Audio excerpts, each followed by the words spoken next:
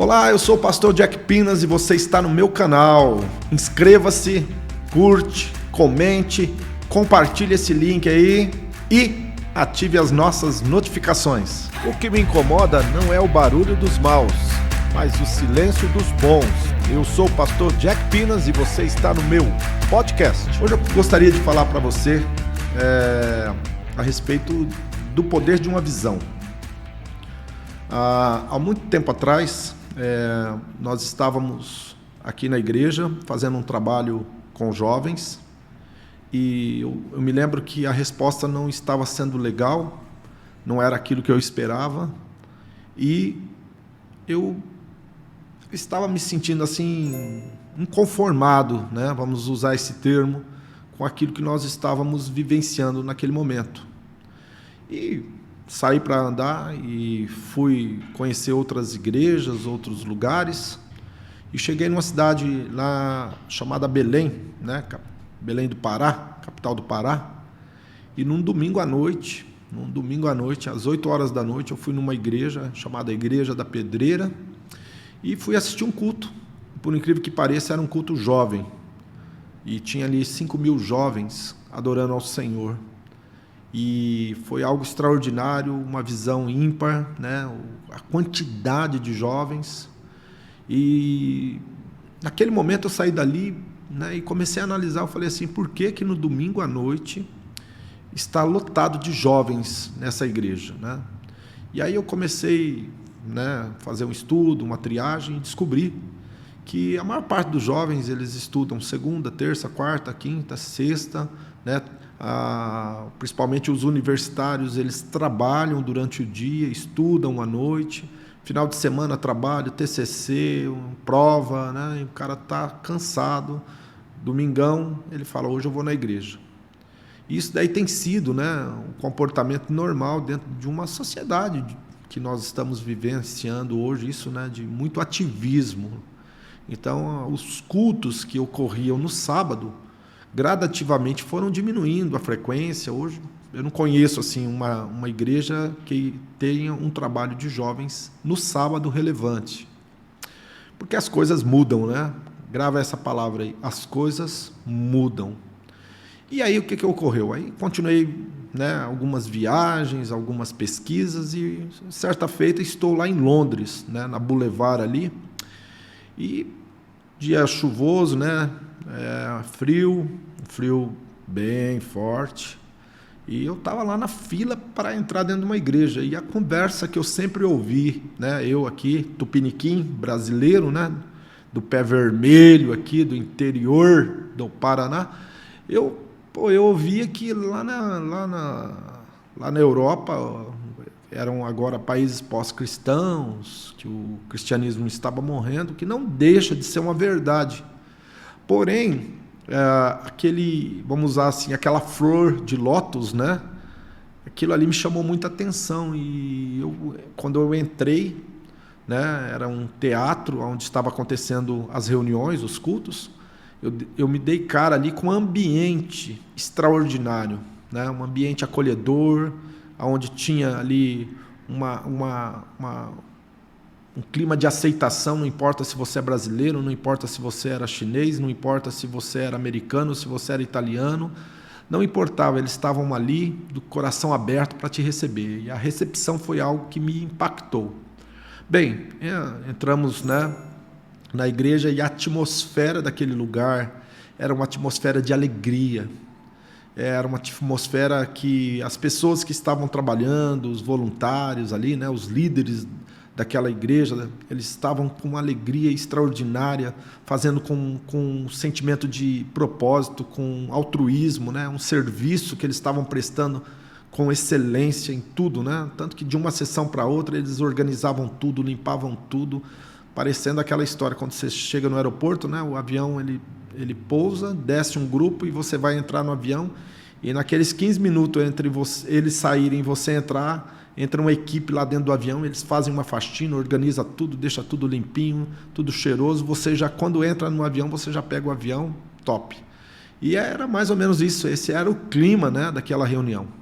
Então eu fui impactado. E daí, né, no decorrer da reunião, no decorrer do culto ali, né, eu percebi que a excelência plástica, né, com o que aconteceu aquela reunião era algo extraordinário, né? A liturgia deles era muito boa, a dinâmica, né, era algo vivo. E aí terminou a reunião, eu impactado com tudo que vi e ouvi até então. Aí eu fiquei olhando para o pastor e o grupo de louvor estava tocando ainda uma música, né? E o pastor foi até junto com o pessoal que era o back vocal, né? E começou a dançar, fazer uns passos junto com eles. E eu falei, cara, esse cara deve ter uns 55 anos, um pouco mais, um pouco menos. Esse cara tem uma alegria, olha, ele está dançando com o ministério de louvor dele ali, está fazendo uns passinhos. E aquilo me impactou. E eu voltei para o Brasil, voltei para a igreja e comecei a ruminar tudo isso, né? O que eu vi lá em Belém do Pará, o que eu vi lá em Londres, né? Na Boulevard, lá naquele teatro, naquela igreja, né? Que se reunia no teatro. E depois, no ano seguinte, eu fui para os Estados Unidos. E aí eu tive uma experiência em Nova York. Essa experiência foi muito forte, porque eu fui na igreja do David Wilkerson, né? Aquele que escreveu Entre a Cruz e o Punhal, e a igreja passou por um avivamento no final da década de 70, começo da década de 80, eu não sei se você já leu o livro, conhece a história, e o David Wilkerson, né, morreu alguns anos atrás, num acidente de carro, etc., e eu fui lá assistir o culto, um coral de 200 vozes, né, em cima do altar, né, o pessoal, as pessoas que estavam tocando e cantando assim, uma excelência extraordinária, praticamente do lado da escadaria da Times Square, ali no umbigo, né, no centro de Manhattan, uma igreja também que se reunia no teatro. Mas eu percebi que já, devido aos anos se passando, o pessoal, né, os membros foram envelhecendo, ficando mais velhos, e eu fiquei olhando, né, uma igreja que tinha departamentos incríveis, né, salas incríveis, tudo era muito lindo, maravilhoso, mas faltava alguma coisa ali. Eu senti isso, e aí terminou, né, o serviço, né, o service, como eles chamam, né, o culto, e eu fui para uma outra igreja, eu fui numa street ali por perto, e quando eu chego, o cara, primeira coisa, o cara, né, me revistou do pé à cabeça. Eu falei, cara, eu estou entrando numa igreja ou numa casa de show, ou numa balada aqui. Entrei, e aí fui impactado com uma atmosfera, com uma alegria, com vida, a palavra é essa, com a vida que estava pulsando lá dentro. E eu vi pessoas adorando, louvando, cantando, pulando, sabe, pessoas se rendendo, se ajoelhando, e a música era algo extraordinário naquele lugar, as imagens, tudo que estava acontecendo, a forma como aquele pastor estava pregando, né, a abordagem dele, a dinâmica dele, né, aquele ímpeto, aquele entusiasmo, aquilo me impactou de uma forma que eu saí assim. Falei, e daí eu tive mais uma experiência. Eu passei ali perto de Miami, Fort Lauderdale, e eu fui numa igreja chamada Capela do Calvário, Chapel Calvary, onde eu vi um pastor também na casa dos seus 50 anos, uma igreja muito grande, muito linda, muito organizada, um louvor extraordinário, sabe, um auditório muito gostoso, convidativo, um ambiente de aceitação, se você quisesse escutar o culto em português, inglês, francês e tal, eles tinham tradução ali simultânea, e ali dentro eu comecei a chorar, e Deus falou muito claro no meu coração, Jaquenilson, o problema não está no Evangelho, o problema não está no Evangelho, o Evangelho ele é relevante, ele é algo que faz sentido na vida das pessoas, mas a forma como tem sido apresentado, como tem sido levado às pessoas, essa é a causa de não estar acontecendo, pessoas entregando, se interessando, vindo aos pés do Senhor Jesus. E aí eu volto para o Brasil, e aí eu começo um processo, e Deus me deu uma visão contemporânea, e aí nós começamos a treinar, discipular principalmente um primeiro staff. Nós começamos num grupo de 30 pessoas, quando terminou tinha 8 pessoas, né? 4 casais, vamos dizer assim, E eu investi durante um período muito grande, uma orientação, um ensinamento, e fui abordando cada área, cada departamento, como que ia acontecer, como que seria, como que essa visão deveria ser implantada. E aí nasceu a visão que Deus me deu, né, para um culto no domingo à noite, chamado Yang.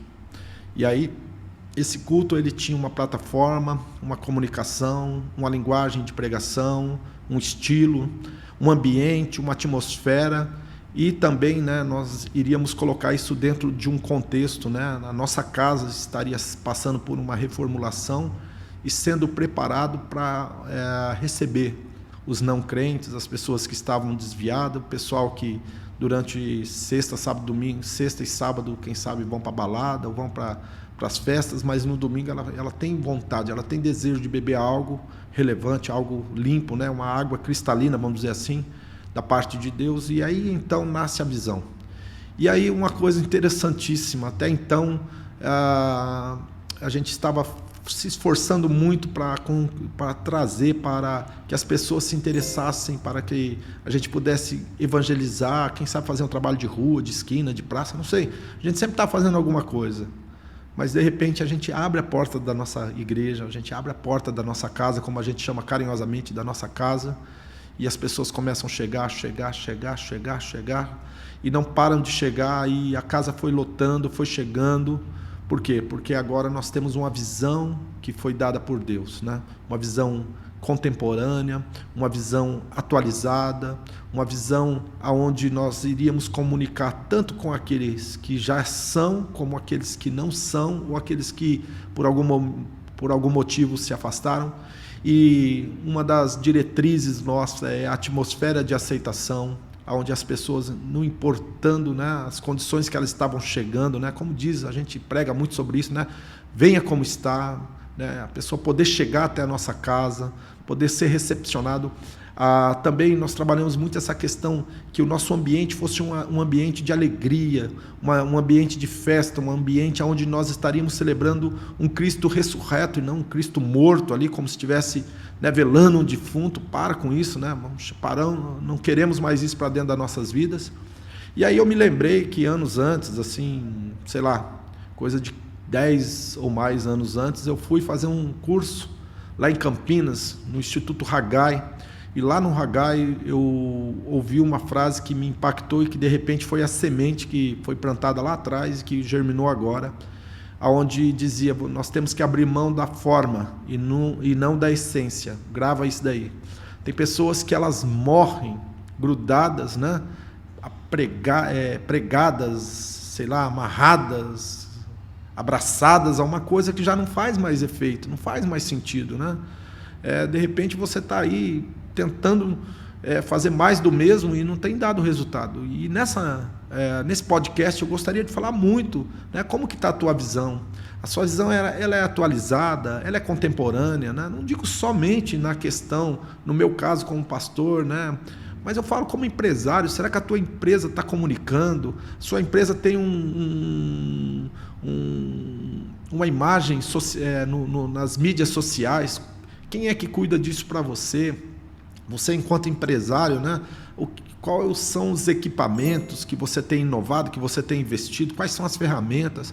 Os teus funcionários ainda estão lá no 1000 e bolinha?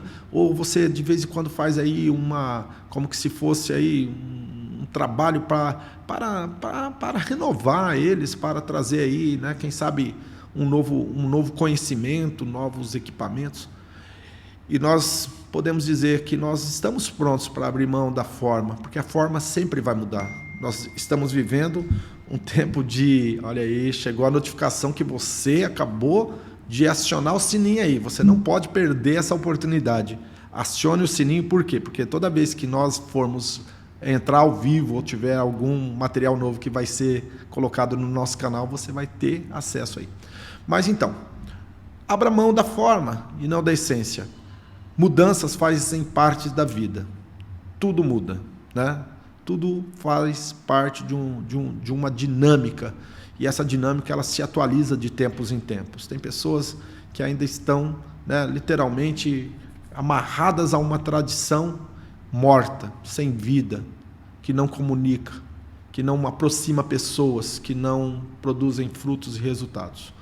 Se você quer algo novo, né? Se você quer gerar uma visão, eu vou te dar 2 ou 3 conselhos aqui que vai te ajudar. Primeiro, não importa qual é o teu ramo, conheça pessoas que estão fazendo coisas melhores do que você. Visite eles, visite a empresa deles, as lojas deles, né?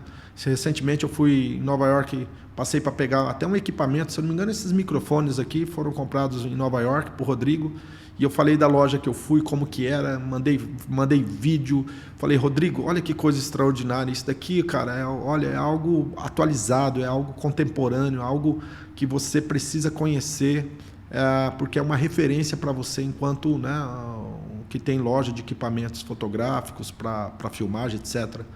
Então, assim, visite pessoas, empresas, né?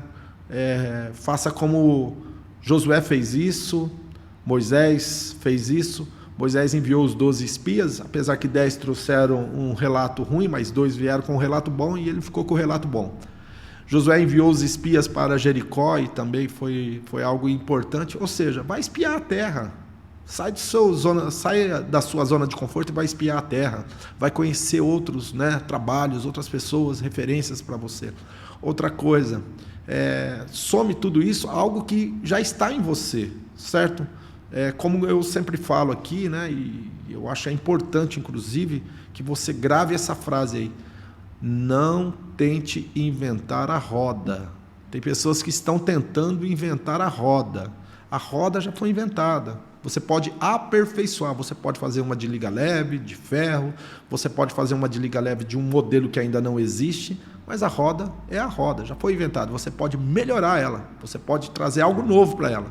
Então existem algumas coisas que você precisa entender, que você não vai inventar algo novo, mas você vai aprimorar aquilo que de repente você precisa colocar em prática para que a tua visão possa ser reconhecida. Bem, eu vou ensinar a última e eu acredito que essa vai mexer com as tuas crenças. Você vai conquistar o mercado, você vai fazer coisas grandes e extraordinárias a partir da tua diferença.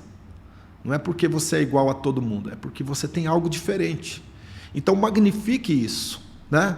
Faça com que isso seja magnificado, faça com que isso venha à tona, faça com que isso se torne visível. Você, através da sua diferença, é que você vai crescer e prosperar, tá bom? Bem, hoje eu falei um pouquinho da visão, e a visão ela é muito forte. A Bíblia diz lá no livro de Abacuque que ela tem que ser escrita em letras grandes, porque quem vai passar correndo vai ter que ver o que está escrito lá, ou seja, você tem que ter uma visão grande. Como diz o Dr. Lair Ribeiro, atire na lua, porque se você errar, você vai ficar entre as estrelas. Eu sou o pastor Jack Pinas e você está no meu podcast. Inscreva-se no canal, curte, comente, compartilhe, acione esse sininho aí. Não fique de fora de tudo isso que Deus está fazendo. Deus abençoe. O que me incomoda não é o barulho dos maus, mas o silêncio dos bons. Eu sou o pastor Jack Pinas e você está no meu podcast.